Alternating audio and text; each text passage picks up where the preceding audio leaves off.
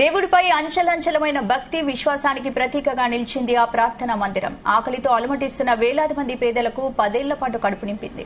Asia ఖండంలో రెండో అతిపెద్ద చర్చిగా పేరొందింది.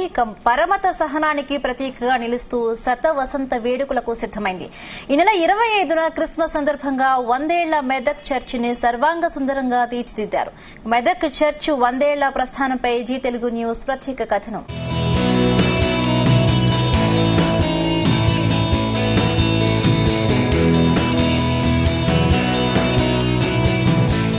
ఊహకందని కట్టడం, రాళ్లు డంగు సున్నంతో చేపట్టిన నిర్మాణం. ఒక్కసారి చూస్తే మదిలో చెరగని ముద్ర వేసుకునే రూపం అదే మెదక్ చర్చి. యూరప్ గోతిక్ శైలిలో రూపుదిద్దుకున్న మెదక్ చర్చి మెయిన్ టవర్ ఎత్తు 173 అడుగులు, పొడవు 200 అడుగులు, వెడల్పు 100 అడుగులు ఉంటుంది. 1914లో ప్రారంభమైన చర్చి నిర్మాణం 10 ఏళ్ల పాటు కొనసాగింది. 1924లో క్రిస్మస్ పర్వదినం రోజున ప్రారంభమైన మెదక్ చర్చి ఈ ఏడాదితో 100 ఏళ్లు పూర్తి చేసుకుంది. ఈ సందర్భంగా శతాబ్ది వేడుకలు కన్నుల పండుగగా సాగుతున్నాయి.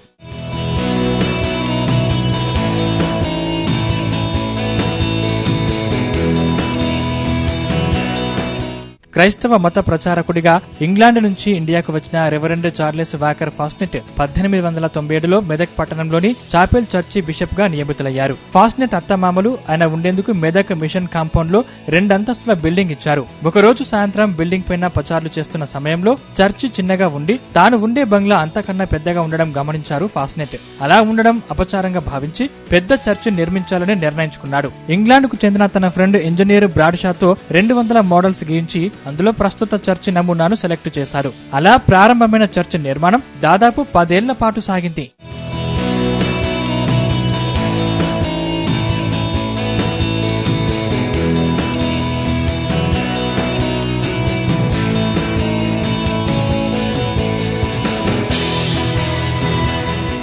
మొదటి ప్రపంచ యుద్ధ సమయంలో మెదక్ ప్రాంతంలో తీవ్ర సంక్షోభ పరిస్థితులు నెలకొన్నాయి. అనేక మందికి వ్యవసాయమే జీవనాధారం కాగా కరువు పరిస్థితుల కారణంగా పంటలు సాగు చేసే పరిస్థితి లేక చేసేందుకు పనులు దొరకక కూలీలు పేద రైతులు తిండి కరువై పస్తులు ఉండాల్సిన పరిస్థితి నెలకొంది.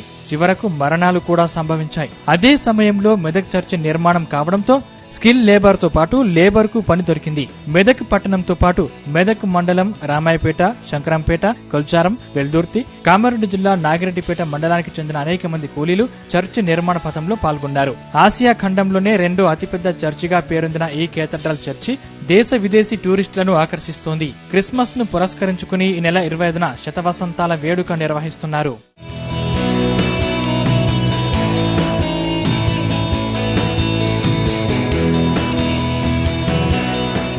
చర్చి నిర్మాణానికి దక్షిణ భారతదేశంలోని అన్ని ప్రాంతాల నుంచి ప్రముఖ మేస్త్రీలు, శిల్పులు, కళాకారులు, వడ్రంకులతో పాటు ఇటలీ దేశ నిర్మాణ నిపుణులు సైతం కృషి చేశారు. చర్చి లోపల భక్తులు ప్రార్థన చేసేందుకు కట్టిన విశాలమైన హాల్లో ఫ్లోరింగ్ కోసం తెలుపు, ఎరుపు, నలుపు రంగుల ఇటాలియన్ టైల్స్ ఉపయోగించారు. జకోస్లోవియా దేశస్థులు దేవదారు కర్రతో ఈగల్ రూపంలో తయారు చేసిన బైబిల్, పాటన వేదిక రంగున్ టేకుతో రూపొందించి ప్రభు భోజనం చేసిన టేబుళ్లు, కుర్చీలు, దర్వాజాలు, కట్టడాలు ఉంటాయి. లండన్ కు చెందిన కళాకారుడు ఫ్రాంక్ ఓ సాలిబరి చర్చిలో ఎత్తైన కిటికీలలో చిన్న చిన్న రంగుల స్టెయిన్లెస్ గ్లాస్ ముక్కలను అతికించి క్రీస్తు జీవితంలో ప్రధాన ఘట్టాలను కళ్లకు కట్టినట్టు రూపొందించాడు. చర్చిలో కుడివైపున ఉన్న కిటికీపై క్రీస్తు జననం, ఎడమవైపు ఉన్న కిటికీలో క్రీస్తు శిలువ వేలాడుతున్న దృశ్యం, ఎదురుగా ఉన్నటువంటి కిటికీలో క్రీస్తు ఆరోహణ దృశ్యాలు ఉంటాయి. బయట నుంచి సూర్యకాంతి పడినప్పుడు మాత్రమే ఈ కిటికీలపై ఉన్నటువంటి అద్దాలపై చిత్రీకరించినటువంటి దృశ్యాలు స్పష్టంగా కనిపించడం ప్రత్యేకత. ఇక్కడ కీర్తించబడే అద్భుత కట్టడంగా చర్చి పేరుగాంచింది.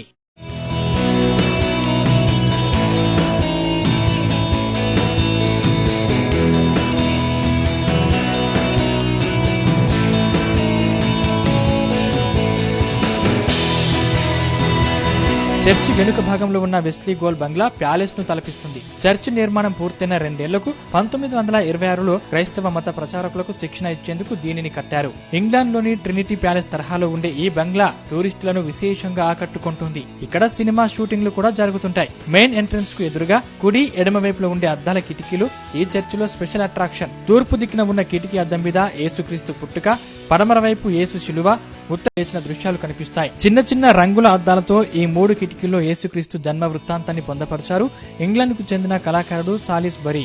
వెలుపలి వైపు నుంచి సూర్యకాంతి పడ్డప్పుడు మాత్రమే లోపలి వాళ్ళకి కిటికీల్లో నిక్షిప్తమైన దృశ్యాలు కనిపించడం వాటి ప్రత్యేకత. గతంలో మెదక్ చర్చి ప్రార్థనాలయంగా మాత్రమే ఉండేది. 1947లో చర్చ్ ఆఫ్ సౌత్ ఇండియా ఆవిర్భవించి బిషప్ నియామకమయ్యారు. దాంతో కేథడ్రల్ చర్చిగా మారింది. మెదక్ డయాసిస్ పరిధిలో ప్రస్తుతం 13 జిల్లాలు ఉన్నాయి. ఉమ్మడి మెదక్, నిజామాబాద్, ఆదిలాబాద్, రంగారెడ్డి, హైదరాబాద్ జిల్లాలు ఇందులో ఉండగా ఈ జిల్లాలో సిఎస్ఐ ఆధ్వర్యంలో విద్య, వైద్య, సామాజిక సేవా కార్యక్రమాలు చేపడుతున్నారు.